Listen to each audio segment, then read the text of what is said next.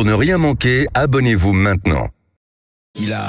Qu'est-ce qu'il a? Bonjour, bonjour docteur Michael Rochois, vous êtes médecin généraliste dans le Pas-de-Calais, c'est bien ça?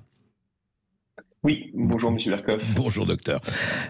Écoutez, merci d'être avec nous. Alors, vous êtes médecin généraliste et vous aviez consulté le dossier vaccinal d'Emmanuel Macron, comme il vous est le loisir et absolument tout à fait légal, à l'été 2021, c'est ça? Alors, j'ai bien consulté le pass vaccinal d'Emmanuel Macron le 13 juillet 2021. Alors, c'est pas quelque chose qui est légal, c'est pas quelque chose qu'il faut faire. Ceci étant, alors juste pardon docteur, pourquoi vous l'avez fait par curiosité? C'est pas un péché, hein, c'est pas un délit. Alors, ça remonte un peu avant, c'est-à-dire que nous, quand on est médecin généraliste, au début d'année 2021, on avait la possibilité de vacciner les gens avec de l'AstraZeneca, des petits flacons qui contenaient 10 à 12 doses, puis du Moderna, du Pfizer. Oui. Et on réclamait la liste de nos patients sur leur statut vaccinal pour pouvoir les contacter et prioriser, dire aux gens, je voudrais vous vacciner, je peux vous vacciner, est-ce que vous êtes vacciné? Parce qu'on devait le faire, mais de façon aléatoire, parce que les patients pouvaient être vaccinés en centre de vaccination en parallèle. Ah oui, pour qu'il n'y ait pas de doublon, vous voulez dire, c'est ça, quelque part? C'est surtout parce qu'en fait, on appelait les gens, est-ce que vous avez été vacciné entre-temps? Oui, non. D'accord. Si vous n'êtes pas vacciné, est-ce que vous souhaitez vous faire vacciner? Oui, je peux vous vacciner. C'est une perte de temps, alors que la Sécurité sociale avait la liste de tous nos patients vaccinés et refusé de nous la donner. Elle a refusé de nous la donner jusqu'à mi-juillet sous prétexte que c'est un peu secret. Mais c'est pas secret puisque un médecin avec le numéro de Sécurité sociale de quelqu'un peut avoir accès au statut vaccinal. La Sécu aurait pu vous faire gagner du temps et voilà, c'était ça, quoi. La Sécurité sociale aurait pu nous faire gagner du temps et elle favoriser la vaccination. C'est d'ailleurs paradoxal puisque, par exemple, Guillaume Rosier a été félicité pour son action Vite ma dose qui lui a valu l'ordre numérique. Alors, quelque chose comme ça. D'accord. Donc, vous êtes allé voir. Alors, comment ça s'est passé? Vous avez consulté la liste, c'est ça? Non, alors en fait, j'ai un patient qui arrive. Alors, donc à ce moment-là, en interview, je disais, c'est ridicule parce qu'on a le numéro de sécu de tous nos patients, donc on a le statut vaccinal de tous nos patients. Si j'ai le numéro de sécurité sociale d'Emmanuel Macron, alors je peux consulter son statut vaccinal, sauf s'il y a un blocage. Peut-être qu'il y a un blocage pour certaines personnalités, peut-être que Monsieur André Berkoff est né le 12 décembre 1940, j'ai vérifié tout à l'heure. Un blocage sur son nom, c'est pas le cas. C'est pas le cas. Non, j'ai aucun blocage. D'accord. Il n'y a aucun blocage. Et donc, je m'étais dit, on peut vérifier sur le président. En fait, le 13 juillet, j'ai un patient qui arrive au cabinet. Il n'a pas sa carte vitale. Il me donne son nom, son prénom, sa date de naissance. Et je me rends compte qu'avec une mise à jour de mon logiciel toute récente, ces 3 informations permettent d'obtenir son numéro de sécu. Et je me dis, juste le patient parti, je regarde en quelques instants, je me dis, je vais vérifier pour le président de la République, exactement comme je venais de le signaler quelques jours auparavant en interview. Et donc, je vais vérifier et je regarde le pass vaccinal du président. Et donc, je me rends compte que c'est accessible. Je me rends compte d'une deuxième chose, c'est un problème de date. Et du coup, là, je vois 2 problèmes. Le premier, c'est que c'est accessible. Donc, le statut vaccinal de toute personne politique est accessible. Et potentiellement, on peut imaginer des listes et des personnalités publiques telles que vous, des listes qui pourraient circuler du statut vaccinal de certaines personnes en fonction des positions qu'ils vont plus prendre sur le vaccin.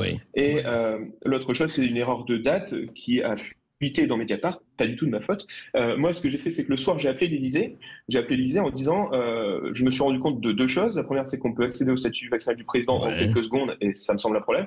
Et il y a une erreur qui pourrait nuire à la réputation du président de la République et qui pourrait nuire également à la réputation. Mais pardon, cette erreur de date était laquelle? Excusez-moi, docteur, puisqu'il y avait une date ou 2 dates parce que l'Élysée avait donné la date de la première vaccination du président.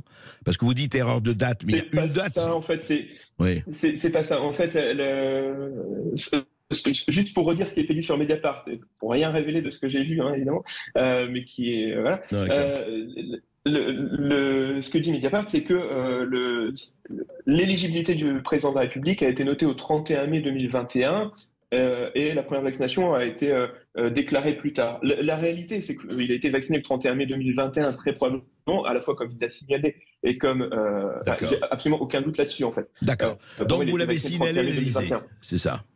Donc je signale à l'Élysée le soir, mais l'Élysée ayant l'attention et le niveau de concentration visiblement d'une classe de grande section maternelle, et bien ils ne tiennent pas compte de cette information. Et un peu plus tard, dans Mediapart sort cette information qu'il y a une erreur de date. Et donc à ce moment-là, je revérifie le jour où Mediapart sort en me disant quand même j'ai donné l'information, c'est 3 minutes à corriger pour éviter ce mini scandale. Bien sûr. Est-ce qu'ils l'ont fait? Et donc je vérifie, ils l'ont pas fait.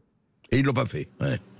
Oui, c'est voilà un peu négligence. Alors, mais ce que je ne comprends pas et ce pourquoi effectivement on vous a appelé, ce qui est extraordinaire, c'est que vous soyez suspendu pendant 15 jours par l'ordre des médecins du Pas-de-Calais pour, entre guillemets, manquement aux obligations déontologiques. Alors je voudrais comprendre en quoi vous avez manqué aux obligations déontologiques. Alors, en fait, pour la suite, du coup, quand tout ça s'est sorti dans Mediapart, le directeur général de la CNAM, Thomas Fatom, a envoyé la liste d'une centaine à peu près de professionnels de santé, d'ailleurs mal anonymisés, puisqu'on l'a tous reçu. Moi, je vois quelques personnes qui ont consulté la liste des médecins, c'est très du président de la République. Ils ont mal anonymisé pour un problème de violation de secret. Le Conseil national de l'ordre des médecins s'est emparé de ce sujet avec beaucoup de passion, et ils ont transmis à tous les conseils départementaux. Moi, j'étais le seul dans le Pas-de-Calais en disant il faut prendre les mesures disciplinaires qui s'imposent. Et alors là-dessus, je voudrais juste faire une petite aparté, c'est que ça fait depuis 2019, je milite pour que les assurances arrêtent de faire de la violation réelle de secret professionnel, de secret médical, lorsque leurs assurés ont un arrêt de travail long, par exemple, et que là, ils en profitent pour demander la liste des antécédents aux médecins. C'est-à-dire que je reparle de ça après, si vous voulez bien. C'est un sujet qui est vraiment important. Et non, mais alors, écoutez, on reparlera de ça, c'est un vrai sujet, mais je voudrais qu'on reste simplement sur ce que vous avez eu, ce qui s'est passé. Donc, l'ordre des médecins, du coup, qui est habituellement moins emprunt à agir aussi efficacement, a agi très efficacement cette fois, parce que tous les conseils départementaux nous ont tous convoqués. On a été transférés pour certains en chambre disciplinaire, probablement tous, ça je ne sais pas, on n'a pas fait de groupe WhatsApp. Et donc moi j'ai été en chambre disciplinaire de première instance dans le Nord. C'était en juin 2023, donc le délai est lié au délai de la justice ordinale. Et donc la décision a été de mettre 15 jours de suspension du 1er au 15 novembre, la raison étant... donc du 1er au 15 novembre prochain, c'est ça? Oui, 2023, c'est ça, pour violation de secret médical. Alors, mon argumentaire, alors je reviens pas sur cette décision, la décision, je ne suis pas au-dessus de la justice ordinale, donc je vais juste préciser mon argumentaire en quelques mots, qui est très simple. Violation de secret médical, cette information, je l'ai eue, je l'ai révélée à personne. J'ai contacté l'Élysée juste, mais j'ai signalé la faisabilité et le problème qu'il pourrait y avoir. Secret, non, il n'y avait pas de secret, c'est-à-dire que le président de la République a live-tweeté quand il était au Fort de Bréjançon, tous les jours, il était sur son téléphone en disant « je suis malade, je tousse », etc. en décembre. Le 31 mai, il a tweeté « je suis vacciné », ça a été repris dans toute la presse. Donc, à partir du moment où une information est notoire... Bien sûr, il n'y a pas de secret. Et la dernière chose, c'est que médical, c'est tout à fait... le vaccin Covid, vous me disiez tout à l'heure, vous avez accédé à la liste. Non, on n'a pas une liste, c'est-à-dire qu'avec le numéro de sécu de la personne, on récupère juste le statut vaccinal. J'ai aucune information sur l'état de santé de la prostate du président ou quoi que ce soit. J'ai juste l'information. De qui a été vacciné. Avec quel vaccin, à quelle date? Oui, mais justement, attendez, ce que vous avez expliqué est très clair. Il n'y a pas de secret sur ce problème du pass, puisque vous avez le nom, vous pouvez voir pour moi et comme pour n'importe qui, vous avez le nom, la date de naissance, etc. Vous remontez, vous avez effectivement savoir s'il a été vacciné ou pas, en tout cas, si il a le pass vaccinal ou pas. Donc, on ne comprend pas très bien la sanction en dehors de fait, c'est ça qu'on ne comprend pas, quoi. Globalement, il faut pas le faire. Je l'ai pas fait pour vous. Je ne sais pas si vous êtes vacciné ou pas vacciné, parce que ça reste secret. Mais en l'occurrence, le président de la République, on le sait que le 31 mai 2021, il était vacciné. Il l'a dit. Donc c'est pas secret. À partir du moment où c'est pas secret, moi j'ai voulu faire une preuve de concept. C'est-à-dire en juillet, je me dis, je vais vérifier quelqu'un, je vais vérifier le président de la République. Parce que s'il y a un blocage sur quelqu'un, c'est sur le président de la République. Si ce n'est pas bloqué sur le président de la République, alors ce n'est bloqué sur personne. Alors quelqu'un pourrait faire circuler une liste des 11-12 candidats à la présidentielle l'année suivante en disant voilà qui a été vacciné par qui, quand, où. Voilà, c'est un peu problématique. Toutefois, ce que je disais aussi, c'est les données médicales. Il n'y a pas de données d'informations médicales. Les informations qu'on a, ce sont les mêmes qu'on a présentées sur nos passes vaccinaux à tous les vigiles, toutes les personnes qui étaient à l'entrée des restaurants. C'est-à-dire qu'on a le nom du vaccin, le numéro de la dose, et le nom, prénom et date de naissance de la personne. Bien sûr, on l'avait tous. Non, ça reste quand même assez étonnant. On voit très très bien qu'on essaie de faire des exemples. Enfin, heureusement, entre guillemets, je veux dire, c'est 15 jours, mais c'est déjà 15 jours, ce n'est pas rien. Vous comptez donner une suite à l'affaire, docteur, ou pas du tout? Votre affaire. J'ai la possibilité de faire appel, mais non, je vais pas faire, je vais pas faire appel de ça. Parce que voilà, j'accepte la sanction, je laisse ça derrière, il n'y a pas de souci.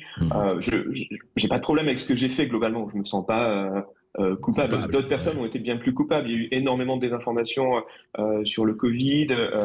Il y a eu c'est clair, c'est le moins qu'on puisse dire, etc. Et enfin globalement.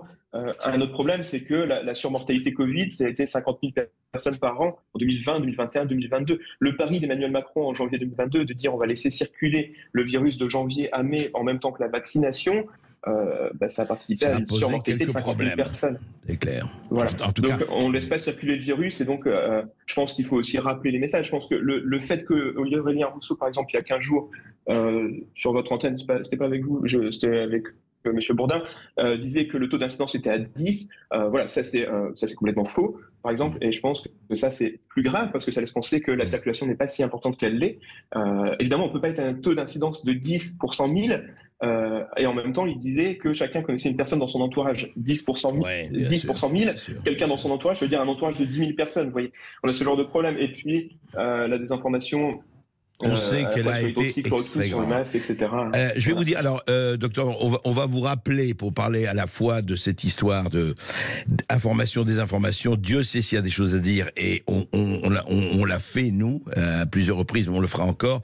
Et on va vous rappeler pour parler des arrêts de travail parce que ça mérite une séquence longue et de voir comment, effectivement, c'est traité. C'est l'histoire des arrêts de travail et le fameux secret médical, et on sait très bien où il s'arrête, où il ne s'arrête pas, encore une fois. Les 2 poids, 2 mesures aussi ici abondent, comme vous le savez. Merci, docteur. Est-ce que je peux laisser juste un dernier petit mot quand même vraiment, et après je vous laisse, mais dites-moi. J'aimerais quand même qu'on se pose la question de quand Emmanuel Macron va lancer les travaux pour améliorer la qualité de l'air dans les écoles, puisqu'il l'a annoncé en avril 2022 quand il était candidat et ça n'a toujours pas été mis en place. Et je pense qu'autant il y a eu des mouvements anti-masques, anti-vax, etc., mais il n'y a jamais eu de mouvement anti-qualité de l'air dans les écoles, et j'aimerais bien savoir quand ce sera mis en place. Merci, très important, effectivement, qualité de l'air dans les écoles. Et à très très bientôt. Merci docteur d'avoir été avec nous. Je rappelle que vous êtes médecin généraliste dans le